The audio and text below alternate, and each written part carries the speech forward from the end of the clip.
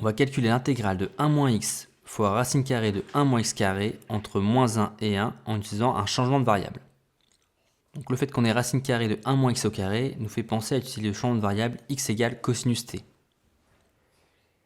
Et la dérivée de x par rapport à t, c'est moins sinus t. Du coup, dx est égal à moins sinus t dt. Quand x décrit l'ensemble moins 1, 1, t va décrire l'ensemble moins pi 0.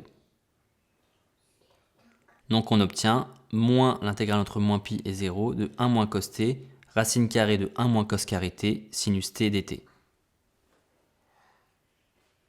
La racine carrée de 1 moins cos carré t est égale à valeur absolue de sinus t. Attention à bien penser à la valeur absolue.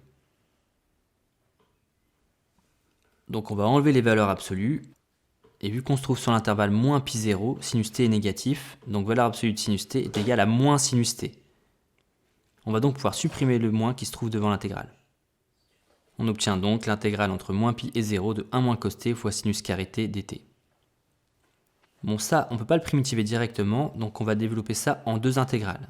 Première intégrale entre moins pi et 0 sinus carré t dt, moins l'intégrale entre moins pi et 0 de cosinus t sinus carré t dt. La deuxième intégrale, on va pouvoir la primitiver directement. Par contre, pour la première, on va changer l'expression en utilisant une petite formule de trigonométrie. Donc tu vas te souvenir que cosinus de x est égal à cos carré x moins sinus carré x. Donc cosinus de x est égal à 1 moins 2 sinus carré x.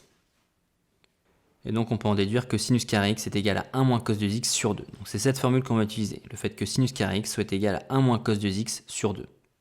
Alors pourquoi on utilise cette formule? C'est bien plus simple à primitiver. On sait qu'une primitive, ça va être 1 demi t moins sinus de t.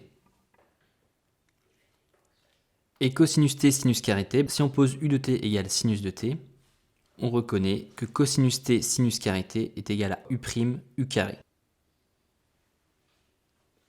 Cette fonction va donc avoir pour primitive 1 tiers de sinus q, qu'on va pouvoir évaluer facilement entre moins pi et 0. La première primitive, en 0, ça donne 0.